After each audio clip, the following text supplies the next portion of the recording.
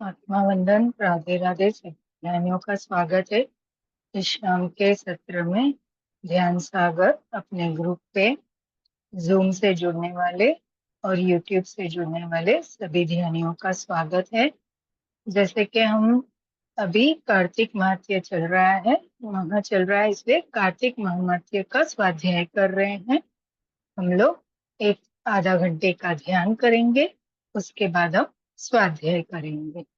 चलिए, तो हम ध्यान की ओर बढ़ेंगे। सब अपनी अपनी पोजीशन ले लेंगे।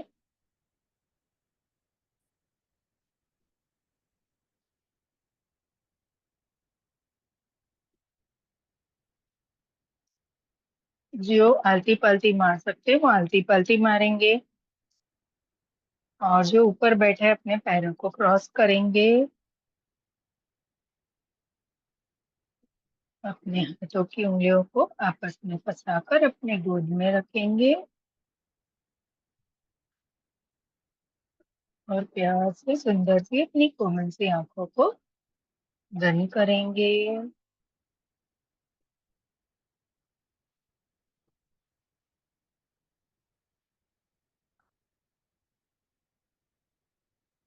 ये हमारे ध्यान का समय है, इसलिए हम एक भौतिक जगत को भूलकर इस ध्यान की गहराइयों में जाएंगे। एक लंबी गहरी श्वास लेंगे, रुकें और बड़ी धीरे धीरे धीरे धीरे से बाहर छोड़े।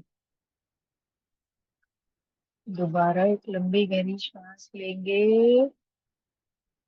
रुकें, बहुत ही प्यार और विनम्रता से धीरे धीरे इसको बाहर छोड़ते हुए खुद के मस्तिष्क को और शरीर को रिलैक्स करते हुए, शांत करते हुए बाहर छोड़े। कोई जल्दी नहीं, बड़ी आराम आराम से छोड़ के श्वासें पहले एक बार खाली कर लेंगे।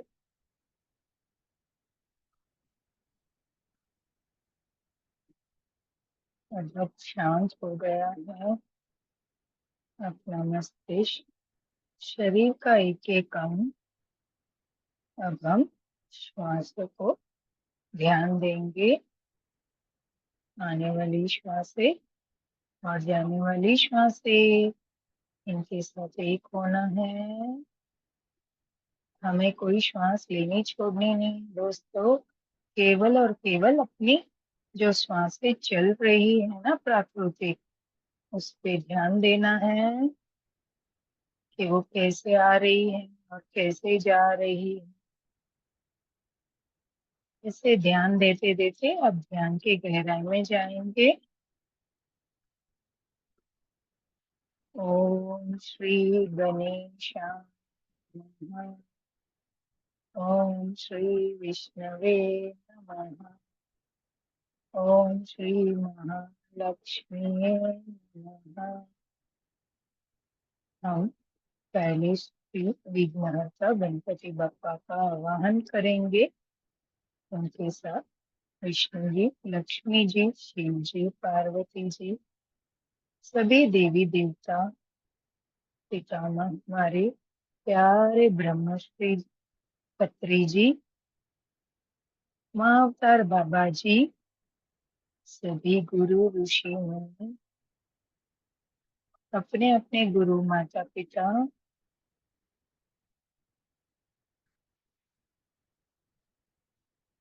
और सारे दिव्य आत्माओं को, ब्रह्मांड की ऊर्जा को हम आमंत्रित करेंगे कि वो हमारे इस सत्र से जुड़कर हमें अपना आशीर्वाद प्रदान करें।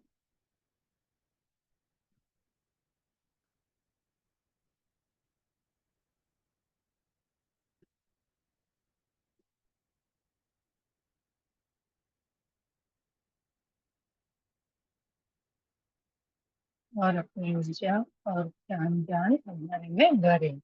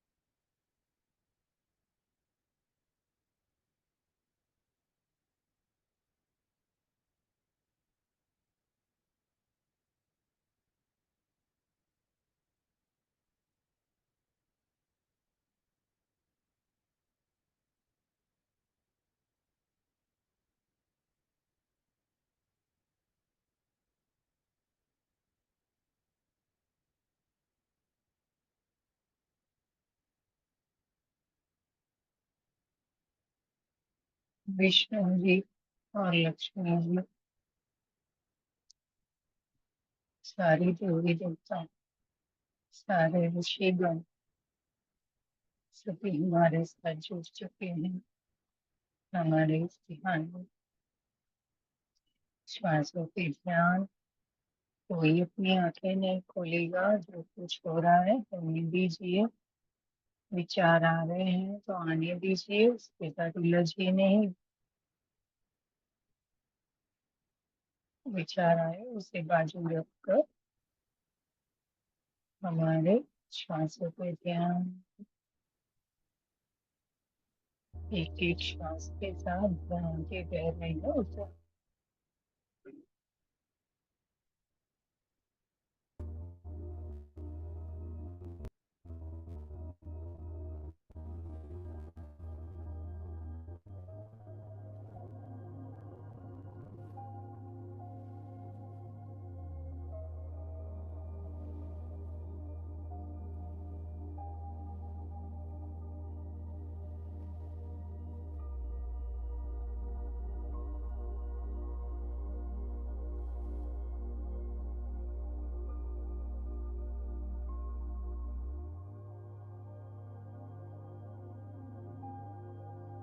दोस्तों, केवल 1 घंटा हम अपने लिए जिएंगे।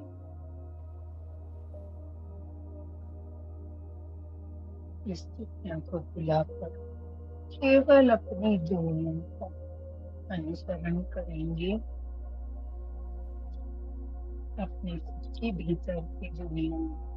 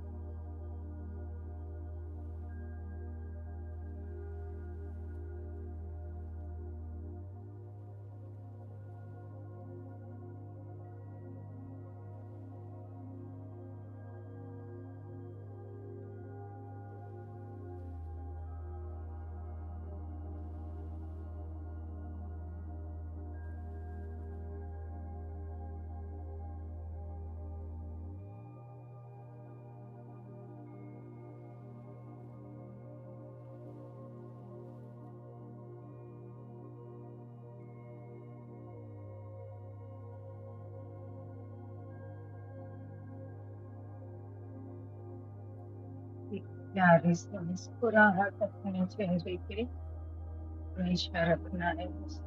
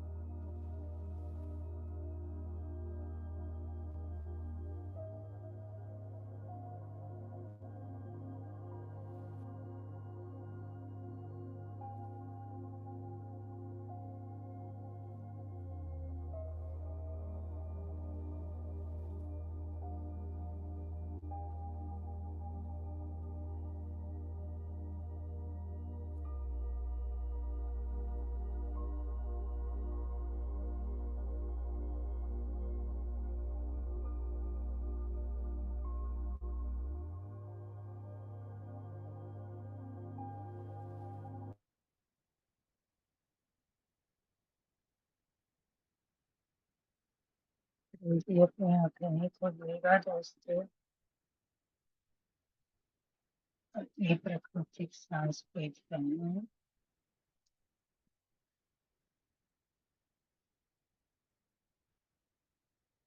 एक श्वास को छोड़ना पाए।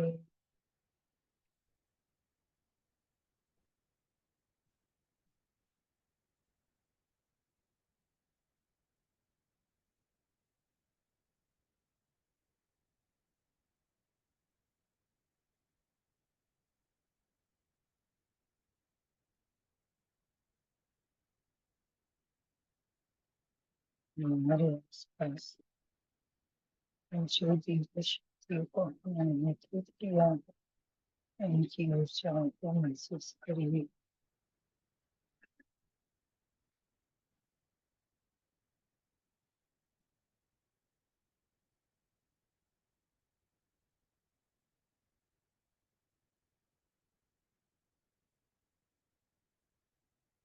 सभी हमारे साथ ध्यान में बैठे हैं।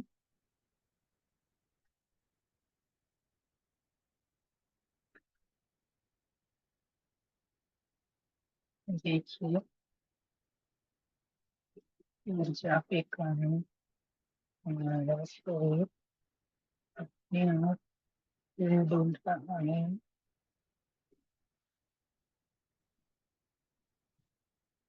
किसी का आगे पीछे, किसी का दाएं बाएं।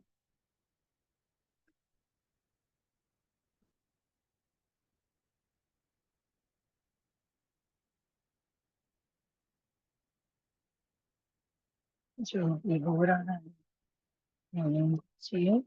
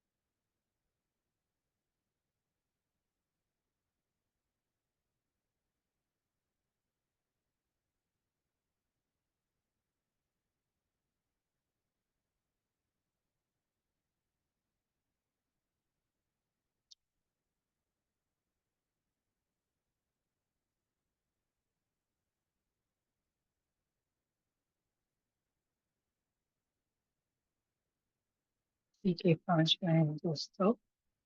कोई भी अपनी आंखें नहीं खोलेंगे।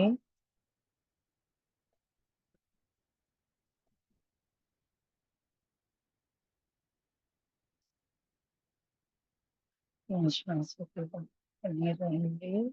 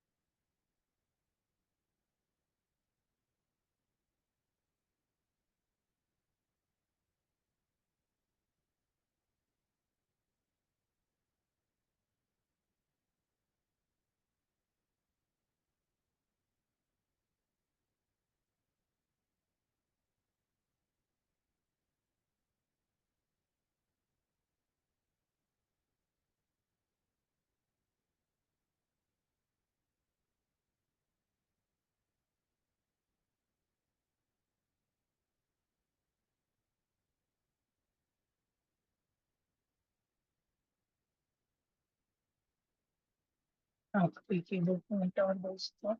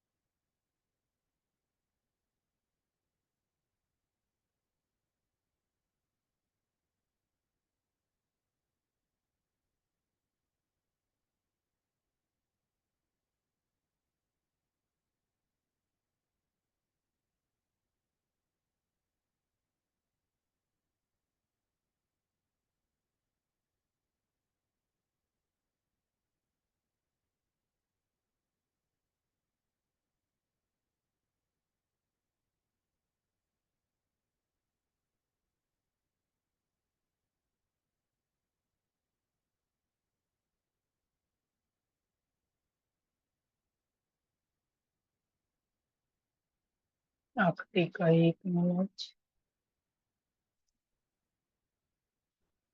ध्यान में रहने के लिए। अब धीरे धीरे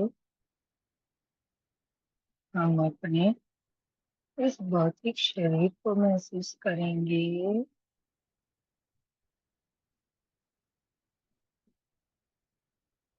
इस भौतिक जगत को महसूस करेंगे। हमारे आसपास होने वाली आवाजों को महसूस करेंगे।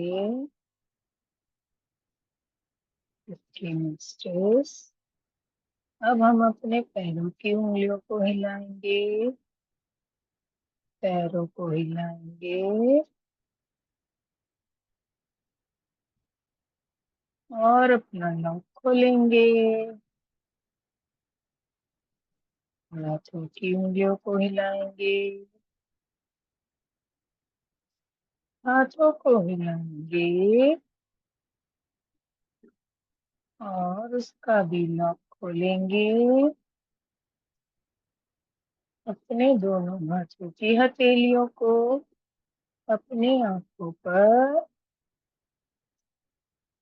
रखेंगे। सुंदर सी प्यारी सी आंखें जो हमें बाहर की दुनिया दिखाती है खोलने पर और बंद होने पर भीतर की, है ना सबसे प्यारी आंखें। एक प्यारी सी बड़ी सी मुस्कुराहट और खुद को पूर्ण महसूस करें तो अपनी आंखों के पलकों को अपनी हथेलियों में 1 से 2 बार झपकाएंगे और जो ऊर्जा हमने ग्रहण की है उसे महसूस करके सारे शरीर में फैलाएंगे। आंखों के रास्ते में दोनों हाथों को अपने चेहरे पे स्पर्श कराएंगे। अपने बाहों पे, अपने पैरों पे, अपने शरीर पे। और जब खुद को पूर्ण समझे तब अपनी आंखें खोल सकते हैं। Thank you masters, thank you, धन्यवाद धन्यवाद। अब हम थोड़ा थोड़ा पानी पी लेंगे। उसके बाद हम अपने स्वाध्याय की ओर बढ़ेंगे।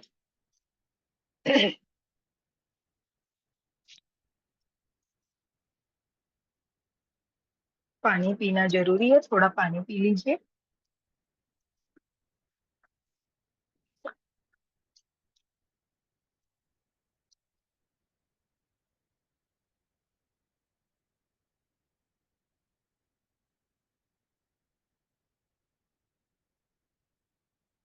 जी मास्टर्स, जैसे कि हम लोग ये कार्तिक महावाक्य का स्वाध्याय कर रहे हैं। कल मेरे यहाँ थोड़ा नेटवर्क इश्यू होने के कारण बार बार मैं मीटिंग से लीव हो जा रही थी, इसलिए हम 28वां अध्याय पहले से पढ़ेंगे। जी मास्टर्स, शुरू करें। जिसको भी आंखें खोल के सुनना है खोल के सुन सकते हैं, जो ध्यान में सुनना चाहते हैं वो ध्यान में सुनेंगे।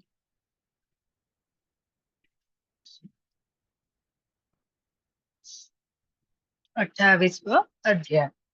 हम आज 28वां अध्याय दोबारा से लेंगे।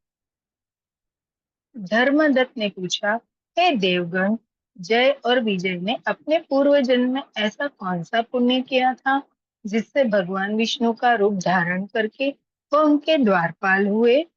गणों ने कहा, प्राचीन काल में तृण बिंदु की पुत्री देवहूति से कदर्म ऋषि द्वारा केवल देखने मात्र से ही 2 सुंदर बालक उत्पन्न हुए। उनमें से बड़े का नाम जय और छोटे का नाम अजय हुआ।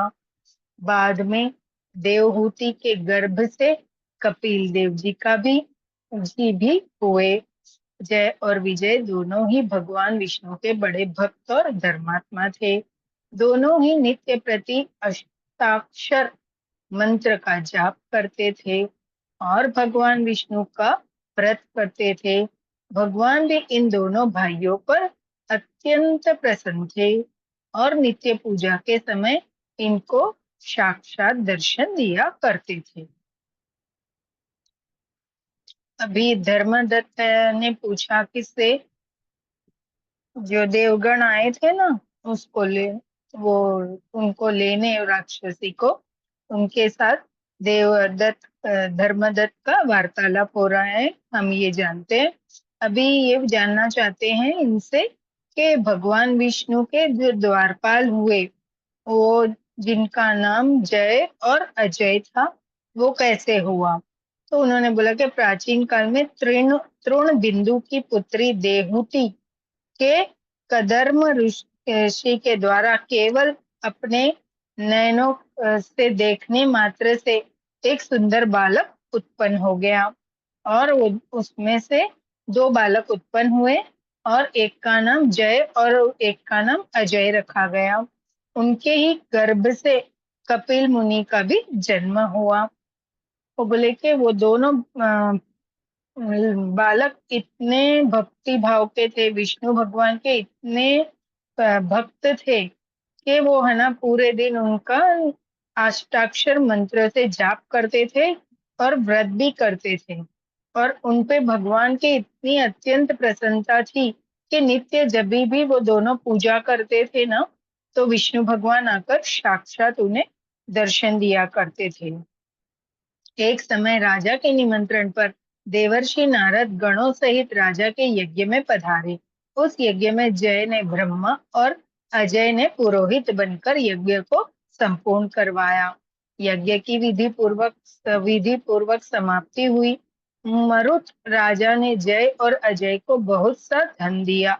वह दक्षिणा लेकर दोनों भाई अपने आश्रम में वापस आए। धन का बंटवारा करते समय दोनों भाइयों में आपस में झगड़ा हो गया। अब एक समय क्या हुआ, राजा ने है ना सारे भगवानों को, देव ऋषियों को बुलाकर यज्ञ करवाया। अपने वहां पे एक यज्ञ करवाया।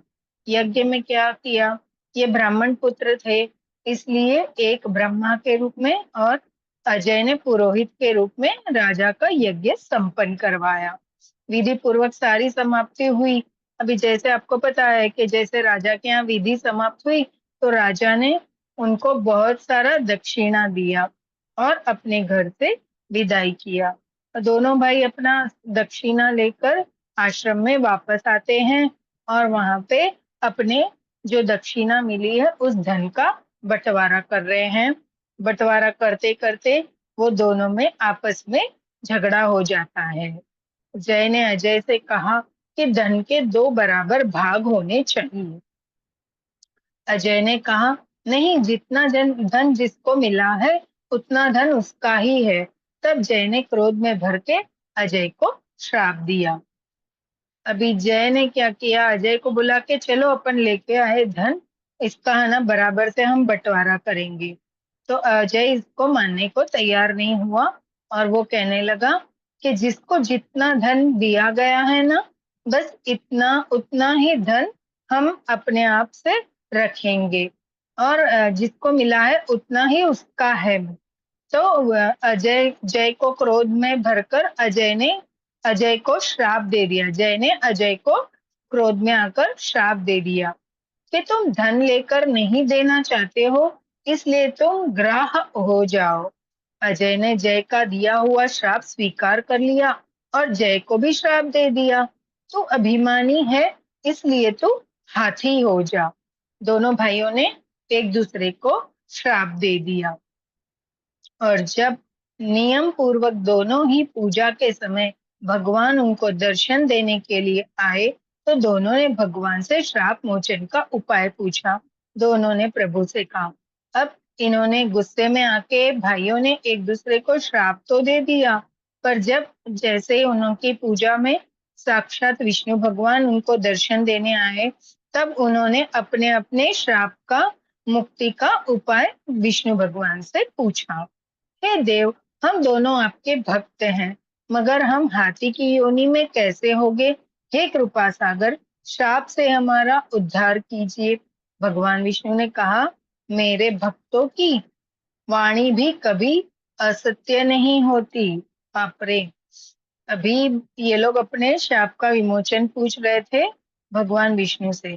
तो भगवान विष्णु ने कहा, अरे ये तो कुछ नहीं, मेरे जो भक्त है ना, उनके मुंह से निकली हुई वाणी भी सत्य ही होती है, कभी असत्य नहीं होगी। यमराज भी इसको अन्यथा नहीं कर सकते। मतलब ये बताते हैं कि कौन? विष्णु भगवान बता रहे हैं जय और अजय को कि यमराज भी है ना, इसको अन्यथा नहीं कर सकते। मतलब जो श्राप दिया है, वाणी जो निकल गई है, इसलिए तो बोला जाता है ना कि मुंह से जब शब्द निकले बहुत सोच समझ के निकालो।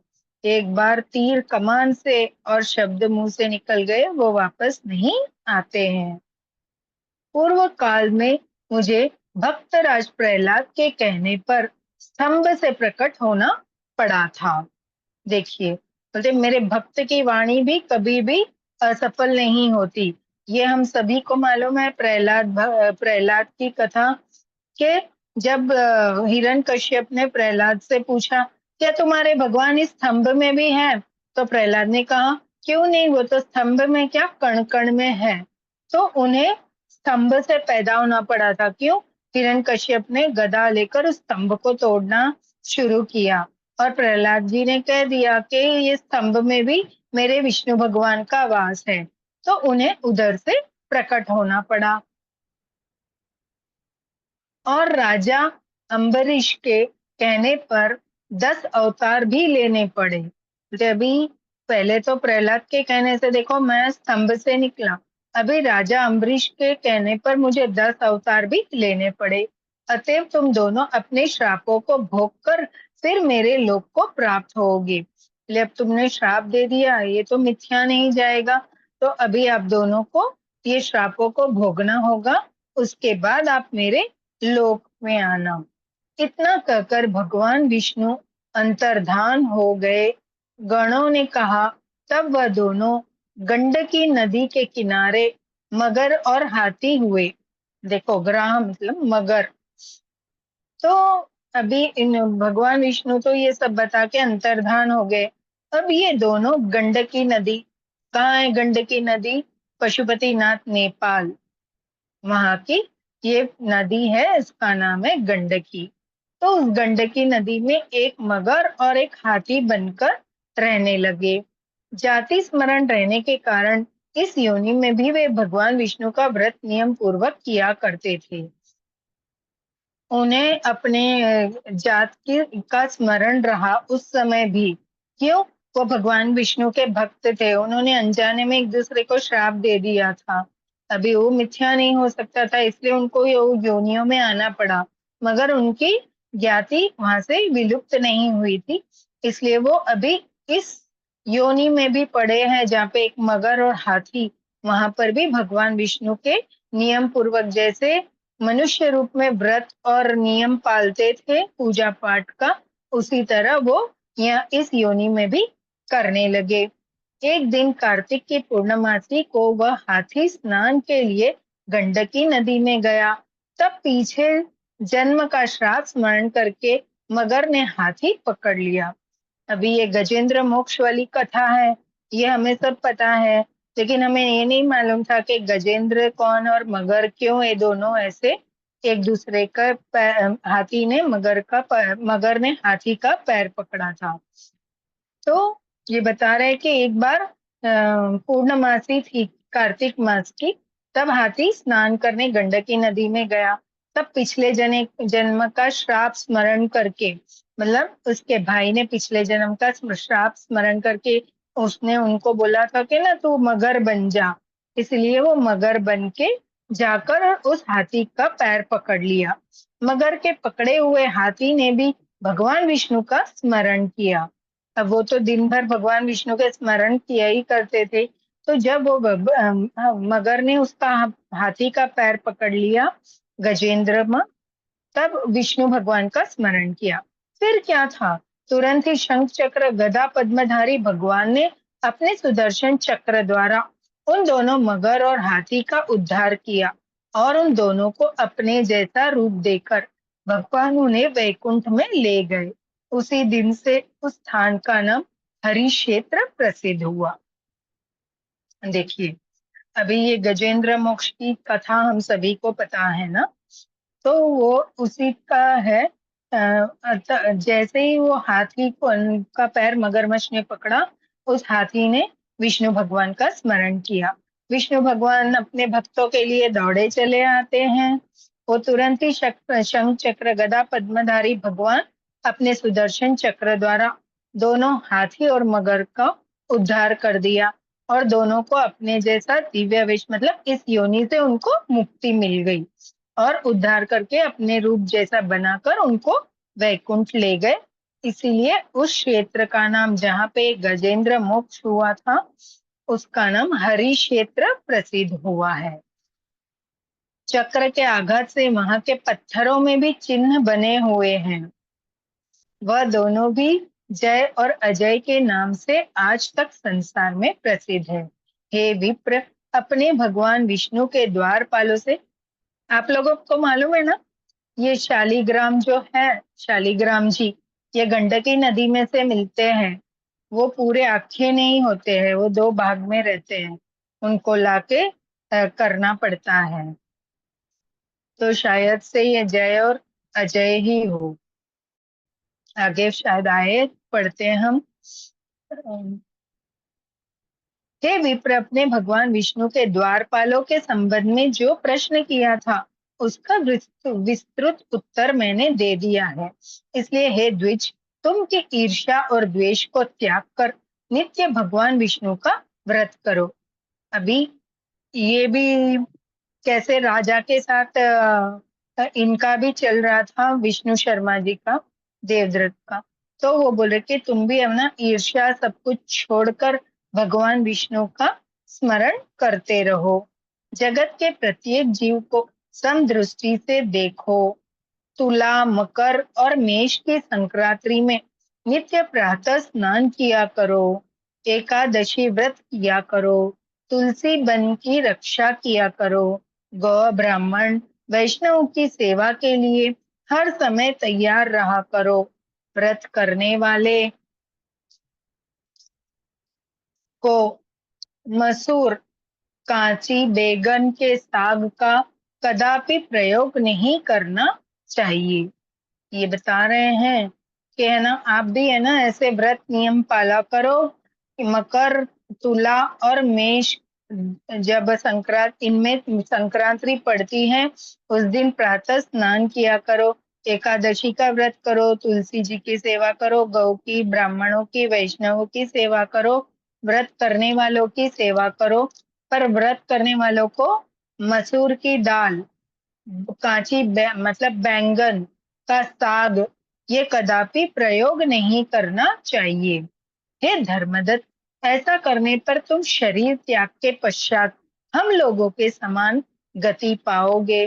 भगवान विष्णु को प्रसन्न करने वाले इस व्रत के समान फल देने वाला तीर्थ, दान और यज्ञ दूसरा और कोई नहीं है।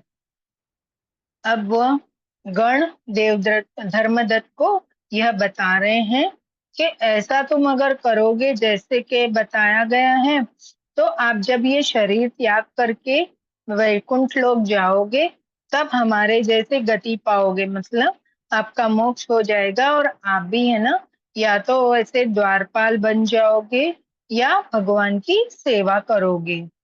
भगवान विष्णु को प्रसन्न करने वाले इस व्रत के समान फल देने वाला तीर्थ, दान और यज्ञ दूसरा कोई नहीं है। बड़े आप कितना भी तीर्थ कर लो, दान कर लो, यज्ञ कर लो, लेकिन अगर तुम इस तरह से भगवान के उपवास और भजन, ध्यान और हरि स्मरण अगर करते हो, तो ये सब आपके लिए कोई भी मान्य नहीं रखता है। हे विप्र, तुम धन्य हो, क्योंकि तुमने विष्णु भगवान को प्रसन्न करने वाला व्रत किया है और जिसका आधा फल तुमने इस कलह को दिया है। इसके फलस्वरूप हम कलह को वैकुंठ में लिए जा रहे हैं। अभी वे देवदूत इनको बता रहे हैं, विप्र मतलब धर्मदत्त जी को, कि तुम बड़े धन्य हो, क्योंकि तुमने भगवान विष्णु को प्रसन्न करने वाला व्रत जो किया है। आपके इस व्रत के आधे पुण्य से ये कला राक्षसी, इसको हम कहाँ ले जा रहे हैं? वैकुंठ ले जा रहे हैं। उसका फल स्वरूप आपका व्रत का वो दान ही है, जो आपने अपने व्रत में से आधा व्रत का दान इसको दिया है। नारद जी से राजा पृथु से कहा नारद जी ने राजा पृथु से कहा, राजन, इस प्रकार धर्मदत्त को विष्णु भक्ति का उपदेश देकर कलहा को साथ लेकर विष्णु के पार्षद वैकुंठ को चले गए। अभी राजा ने कहा कि इस प्रकार है ना, धर्मदत्त को विष्णु भक्ति का उपदेश देकर ये जो पार्षद आए थे विष्णु भगवान के दूत, वो कलहा को लेकर विष्णु लोग वैकुंठ धाम को चले गए। धर्मदत्त भी उनके आदेश अनुसार भगवान विष्णु के व्रत में तल्लीन हो गया, और फिर जब उसका देहांत हुआ तो वह अपनी दोनों स्त्रियों के साथ विष्णु लोक को गया। अभी ये तो वहां से चले गए, फिर क्या हुआ? जो धर्मदत्त थे वो वापस से अपने भक्ति में लीन हो गए। और इनको तो पहले ही बता दिया गया था ना कि आप इसके पुण्य का प्रताप आपको वैकुंठ धाम में यह मिलेगा कि आप अपनी दोनों पत्नी, मतलब पहले जो स्वर्गवास हो चुकी है वो पत्नी और दूसरी पत्नी, दोनों के साथ आप विष्णु लोक में रहोगे। तो जब उनका देहांत हो गया, मतलब धर्मदत्त का देहांत हुआ, तो कथा अनुसार मतलब जैसे उनको आशीर्वाद मिला था उसके अनुसार वह अपनी दोनों स्त्रियों के साथ विष्णु लोक में गए।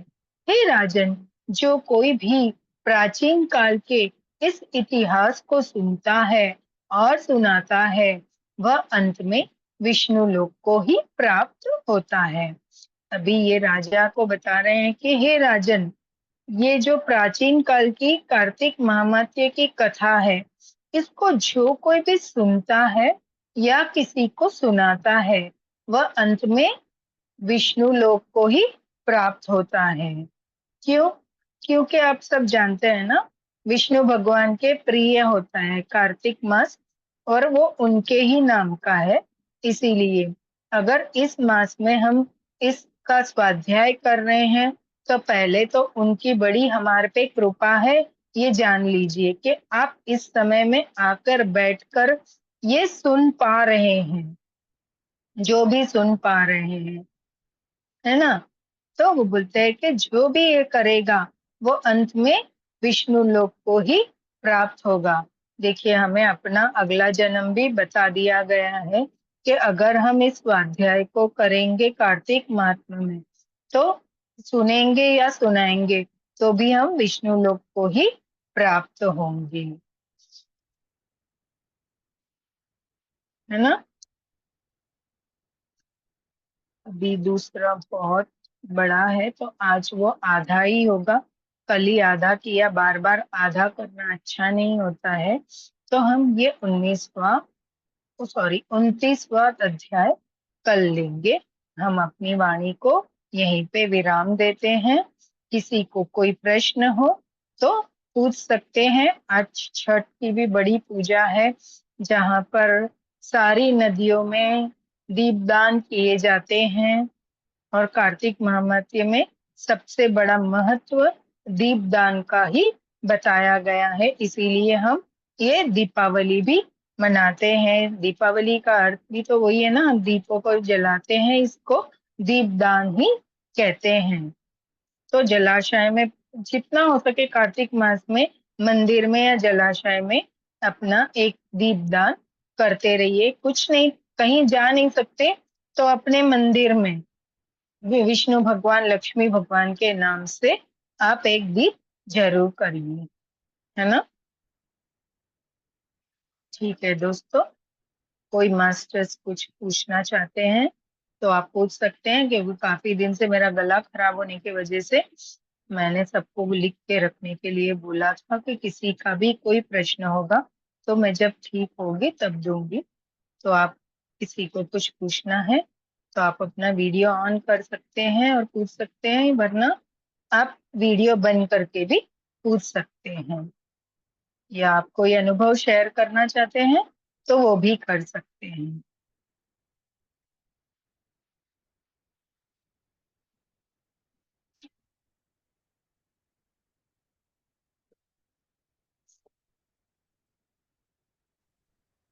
जी प्रीति जी, धन्यवाद, बहुत बहुत धन्यवाद। बहुत धन्यवाद ही अच्छा राजेश हो रहा जी। है आपका, बहुत ही अच्छा हो रहा है ये। ठीक है। हाँ। जैसा कि मैंने कल बताया था कि आपका ही सुन के मैंने शुरू किया। हम्म, अभी कल मेरी सासू माँ आने वाली है, मेरे सास ससुर, तो वो बोल रहे थे कि वहाँ तुलसी है ना, मुझे हम्म, पे मैं जल देती हूँ, दीपक जलाती हूँ। हम कह रहे आओ आओ आओ, बहुत मजा आएगा, दो मिलके शादी करेंगे। बराबर है। हाँ, तो बहुत सच में ये चीज तो मेरे साथ बहुत ही अच्छा हुआ।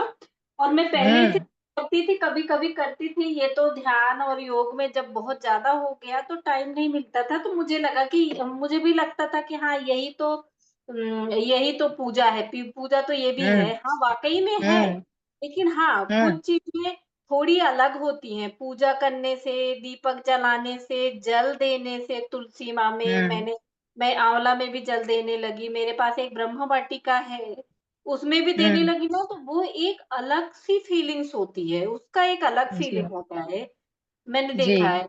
और जब सिर्फ यही जी, सब करते रहते हैं ना, ध्यान करते रहते हैं, और हम्म, ध्यान से तो खैर ठीक है, बहुत सारी चीजें हो जाती हैं। अगर हम थोड़ा सा हम्म, पूजा से, इन सब चीजों से थोड़ा सा दूर हो जाते हैं ना, थोड़ा रूखे हम्म, रूखे हो जाते हैं, रूखापन आ जाता है हम्म, अपने व्यवहार में। जी, हाँ, वो शालीनता नहीं रह जाती, वो सरलता, वो नहीं रह जाता।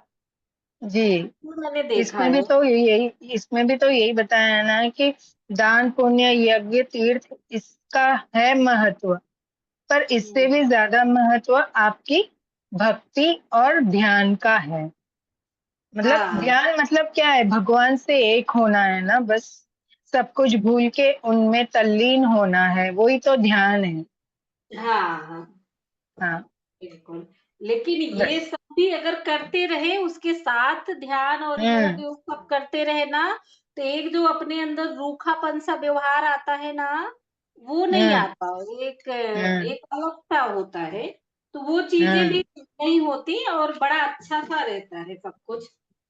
जी। हुँ। और कोई मास्टर्स कुछ पूछना चाहते हैं? धन्यवाद रागिनी जी। जी, हैंड रेस थैंक यू करेंगे प्रीति या जी। पूछ सकते हैं? धन्यवाद मैम, राधे राधे। धन्यवाद, राधे राधे, बोलिए माधवी जी। मैम बहुत अच्छा बताया आपने, और हमें बहुत धन्यवाद। मिल रहा है इस क्लास से। कल का जो चैप्टर था आप उसी को कंप्लीट किए हो ना आज? हाँ हाँ, क्योंकि वो बार बार मैं लीव हो जा रही थी, आवाज बंद हो रही थी, थोड़ा नेटवर्क इश्यू था कल घर पे। मैम आज इसलिए भी मैंने बोला, मैं बोली कि आज फिर किसी का कुछ छूट ना जाए, इसलिए मैंने उसको पूरा आज कंप्लीट किया। जी मैम, आज ऐसा हुआ है ना, मैं ध्यान करते हुए मेरे घर में कोई आ गया था, तो मैं हाँ, माफी कोई चाहती बात। हाँ, कोई मैं नहीं, कोई नहीं। ओपन था, मैं सुन नहीं पाई हूँ, फिर क्लास भी वैसे ही लिया, इस भाव से अच्छा। लिया कि हो सकता है आया है मेरे दरबार पे कोई, फिर उनसे भी कुछ मिल जाए, कहीं से भी मिलना चाहिए। हाँ, बस बस सही है, वो तो वापस आप सुन लोगे ना, जूम ये यूट्यूब पे जाके कर सुन लेना ना। जी मैम, जैसे मैं बता रही हूँ, जैसे घर के बारे में, जैसे मेरे फैमिली में हाँ, अगर हाँ, किसी का मन भक्ति मार्ग में नहीं है, तो मैं थोड़ा इंटेंशन दे दे के थोड़ा सा तो हो सकता है ना ऐसा। क्यों नहीं, जरूर। थैंक यू मैम, यही पूछना चाह रही थी मैं, और मेरे मन का भाव भी यही हो रहा है कि होगा, हम्म, समय के हिसाब से होगा। हो ही है। आज नहीं कल होगा, अपने को उसमें गड़बड़ नहीं करना, आराम से उसके थोड़े थोड़े कर्म जैसे हटेंगे ना, वैसे वैसे वो भक्ति मार्ग में आएंगे। जी मैम, जैसे हमारे और आपके कहने से नहीं होगा, कुछ अपने अपने हम्म, कर्म भी होते हैं ना। हम्म, अपने उनको अपने सुनना कर्म है, होते हैं। उनको करना अपना है। समय होता है, अपना समय होता है, वो समय पे ही आप हम भक्ति मार्ग में आते हैं। जी मैम, जैसे ही मैं सेशन लेती हूँ, ध्यान करती हूँ, तो किसी बात का चिंता नहीं होती मुझे।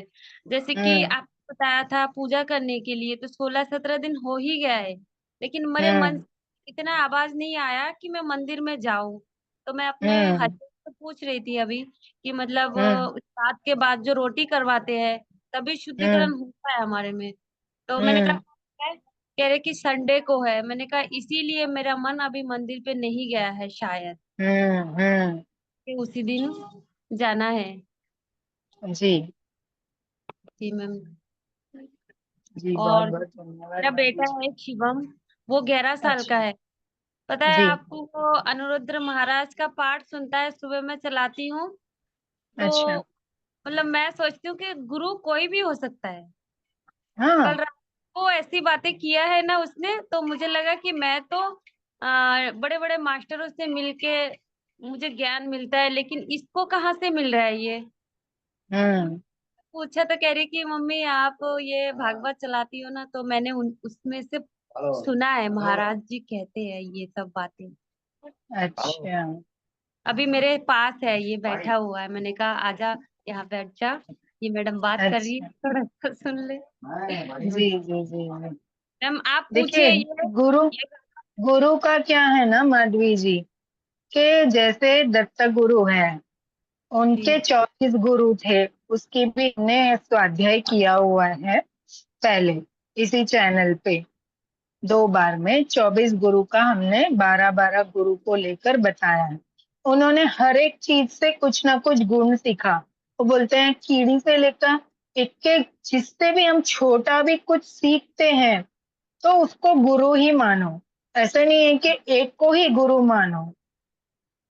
तो मैम मेरा भी यही अनुभव होता है, कोई कुछ भी कहे ना तो उसमें से सीखने को हाँ, मिलता है, तो मैं उनको धन्यवाद बस करती हूँ और कहती हूँ बस। अच्छा है कि ये भी एक गुरु हर कोई है, मतलब हाँ भाव बस। रखना सीखना चाहिए। देखिए, गुरु तो सब में बैठे हैं, भगवान सब में बैठे हैं, ब्रह्मांड हमारे अंदर बैठे हैं। यस बस मैम। वो नजरिया है कि बस अपने को कभी किसी से कुछ सीखने मिल जाए, अपन उसको कृतज्ञता प्रस्तुत करना ही है। तो जैसे दत्ता गुरु ने 24 गुरु किए थे, उन्होंने आसमान से कुछ सीखा, नदी से कुछ, सागर से कुछ सीखा, फिर पंछियों से कुछ सीखा। उसी तरह हम भी है ना, सबसे कुछ ना कुछ सीखते रहते हैं। जैसे हमारे पत्री जी कहते थे, लाइफ में आप पूरा दिन बैठ के अध्ययन कीजिए, आपको मालूम पड़ेगा कि आपने आज कुछ ना कुछ जरूर सीखा है। Yes ma'am. जी। और मैम आज सुबह की एक बात कहना चाहूंगी, जैसे हम्म। अनुलोम विलोम करते हैं ना, तो मुझे इसके बारे में नॉलेज नहीं था। फिर ना अच्छा। कि ये 1 हफ्ता हुआ है, तो पता हम्म। कर जैसे ही मतलब उसके बारे में कुछ जान लेती हूँ ना, तो उसमें ज्यादा ट्रस्टिंग होता है हमारा हाँ कि ऐसे कर पाएंगे हम। तो मैंने किया है, हाँ 2-4 से मैं कर रही हूँ। तो हाँ। फिर ऐसा हुआ, मैं अनुलोम विलोम करके एक ओम नाम का ध्वनि आता है, एक वीडियो लगा के मैं ध्यान हम्म कर रही थी लेट हम्म करके। हम्म तो हम्म जैसे कि ध्यान में ना एकदम से पता नहीं मैं कहाँ चली गई, जागरूक हूँ भी नहीं भी, कहाँ हम्म चली गई, और ना अपने आप ही मेरे आँख से मतलब नाक से अनुलोम विलोम जैसे करती हूँ वैसे ही हम्म सांस छोड़। फिर ना एकदम से मैं सोच रही हूँ कि मेरा हाथ तो नीचे है, ऐसे कैसे हो सकता है, हम्म। अपने आप ही होए जा रहा है। इतना अच्छा अनुभव किया मैंने, बहुत अच्छा लगा मुझे। बहुत अच्छा मरीज भी, बने रहिए, ऐसे ही करते रहिए। और सब आपके साथ है। आप जो गीता जी का प्रचार कर रहे हैं, उसका भी बहुत आपको मिलेगा फल। गीता जी का तो बहुत बहुत जल्दी मिलता है फल। मैंने यस खुद मैम। ने भी अनुभव किए हैं उसका। जी थैंक यू मैम, बहुत बहुत धन्यवाद। जो भी है आप लोगों की कृपा आशीर्वाद ही है। तो हमारे ना, हमारा कुछ नहीं है, सब अपने अपने गुरुओं की कृपा है। पता नहीं जब से मैं इस पैनल पे आई हूँ, कहीं ना कहीं से कुछ ना कुछ रोज ही सीखने को लिए मिलता है। और जब से अपने आप को पहचानने लगी हूँ, तो आसपास जहाँ भी कोई भी कुछ भी बोलते हैं, हर किसी से कुछ ना हम्म। कुछ मिल ही रहा है। सिर्फ लेना है, बस सुनना है, बस और कुछ नहीं। बस बस बस वही और करना इतना है। शांत हो गई मैं, इतना नाराजगी मेरे अंदर, गुस्सा क्रोध भरा हुआ था, हम्म। और शांत हो गई हूँ। अब किसी को समझा तो नहीं सकती मैं, लेकिन मैं कहती हूँ सही है। वक्त आने पे पता चल जाएगा। बस मैं राधा रानी को कहती हूँ मेरे मन में अहंकार ना आए, आप बस अपने बस भाव में रखिए।